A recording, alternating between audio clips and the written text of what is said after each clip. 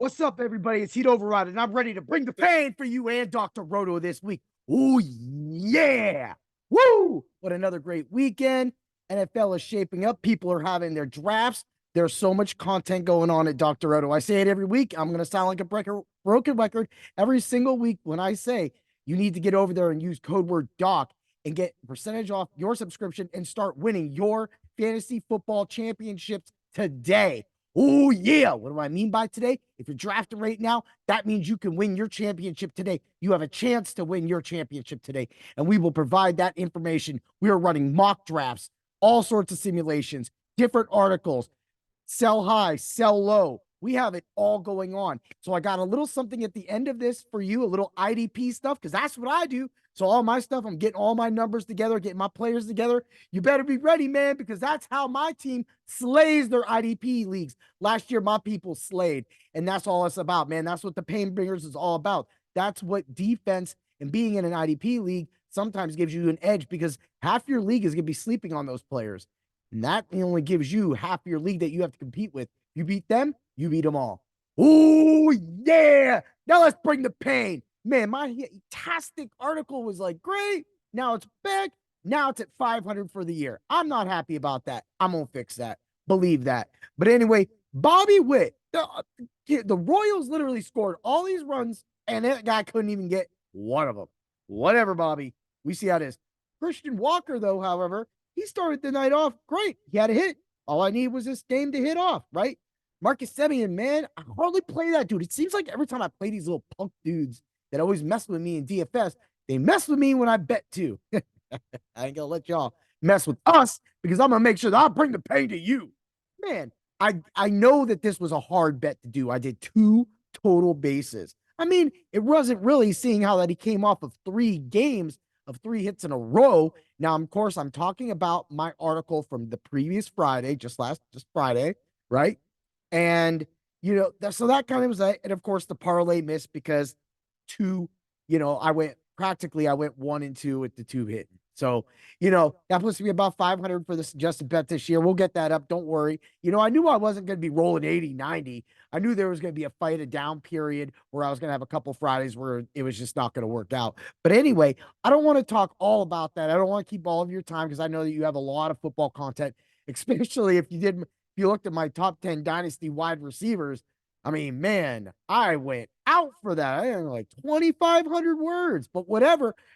We're doing that at Dr. Roto for all of you, so that you have as much information as you need to pick the players that you want for all of your teams. Oh, yeah. Doesn't that just sound good to say? Just winning? Yeah.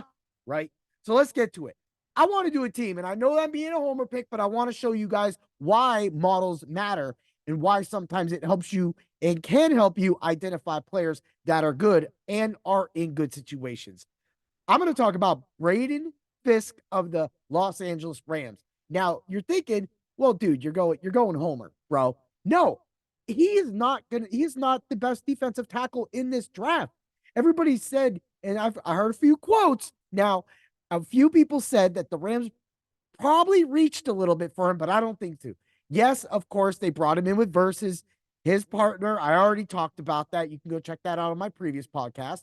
But, Jared Versus and Fisk are going to work great together. But here, let me run some numbers from 3 of the top defensive tackles last year, and we're going to do that. So we're going to start with Derek Brown of the Carolina Panthers, right?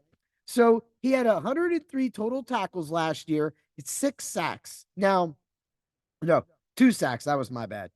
All right. So in one league that I had him at, he scored a total of 141.4 points. Now, that's not bad. All right. So for that league, he averaged about 8.32 per game points for you. That's a pretty good, fair number.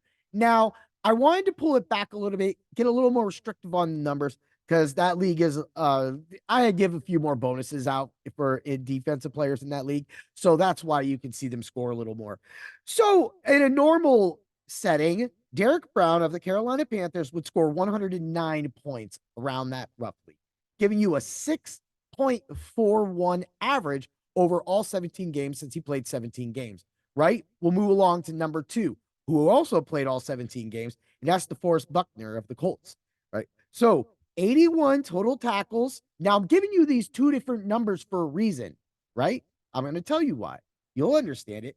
81 total tackles, 8 sacks, and 1 touchdown. That equated for in that league with the scoring, mind you, bonuses. This is bonus leagues. I'm giving you all sorts of IDP leagues right now for that. 129.5 for 7.62 average. Not bad. However, in a more constrictive league, he scored 111 points, and that gave him a 6.53 average per game. Now, let me slow it down for you. When you're drafting, it's not always about getting the best player. It's about getting the player that can perform almost like a best player, but if given an opportunity and maybe you finding the next Aaron Donald, AD, 99 for life, horns up, Ram Nation. Oh, yeah. Yeah, right? You also can find what they would say the diamond in the rough. And I do that with all of my articles, my hard hits and cool picks all last year. Fire. My IDP heats of the week. Fire. That's what happens when you get into the ring when it's with me, IDP, because I go deep. I find players. You can stream your defense off my article completely the entire year. You don't even have to draft. You don't have to listen to none of my draft advice, but you probably should because you're going to still need some of these big time players to make sure that you can win. And those are, of course, going to be the linebackers. You can't mess with those. All right. But like last year, when I had all my people going for all the people, I was able to pull out Zaire Franklin. And that right there was, I wasn't going to have a shot at Aluakun. So let me move along. Number 3, Christian Wilkins. Now, he only played 16 games. He had 65 tackles, 9 sacks. In the scoring league, it equated to 116 points, 0.5 points, for an average of 7.28 points per game. Not bad. So if we go over in the high scoring leagues now, let me just give out the other one. So in a standard IDP league, 92 points, 5.75. 5.75. All right. So in a higher scoring league, these defensive tackles, Derek Brown, DeForest Buckner, and Christian Wilkins scored a respective 8.32, 7.62, and 7.28. In the other league, it went Derek Brown actually slipped a little bit with the 6.41. DeForest Buckner, probably because of that touchdown, 6.53. And then you had Christian Wilkins in at 5.75. Now, let me talk to you. In Braden Fisk's last season, he played 13 games, accumulated 43 total tackles for 6 sacks. Right? That's not bad at all. Not bad at all. In a regular defensive league, he would score 4.69. Now he's under a whole point. Man, he'd override. Why are you telling us to draft your boy? Are you really that homer of a guy? No, dude. You know what I'm about to do? I'm about to blow your mind. If Braden Fisk goes back to his 2022 season, this is what you're going to get. You're going to get 59 total tackles, 12 of those for loss, which means he gets big penetration. And with, again, coming to the Rams, now this team is going to be really, really good. Tre'Davious White bringing the veteranship. Got to stay healthy, buddy.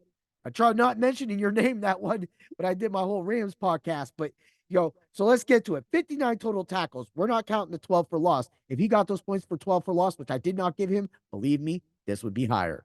6 sacks, 3 pass defense, 1 fumble recovery, 3 forced fumbles for a total of, you ready?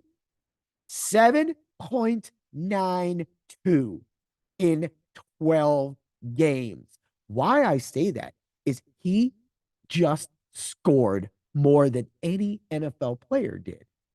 Now, that I mentioned in this podcast, that means that if Braden Fisk goes to the NFL and performs at that 2022 level, even if you take both these seasons and you average them out, you're right at Derek Brown for the Carolina Panthers. and nobody is going to pick Braden Fisk. But you can, and you can late in your drafts, in your dynasty drafts, in your seasonal drafts, in any IDP league. Braden Fisk is definitely a player who has a high motor and can wreak havoc. Yes, those are college numbers. Maybe we see those come down because he's got to fight his way in. But I will tell you this, in a dynasty league, storing somebody like that, taking over, being able to play with his friend, being emotional, crying when he was talking to Verse on the phone. This man wants to win. This defense is headed in a new direction. AD is now the past, and we loved him for that. But going into the future, you better be ready because the dynamic duo is here. Yeah. Hit that up, DJ Magic Mike. Yeah. Woo! That's how we're going to do it. That's how we're going to end it. Dr. Roto, read all the articles. And always remember to bring the tackles. Oh, yeah.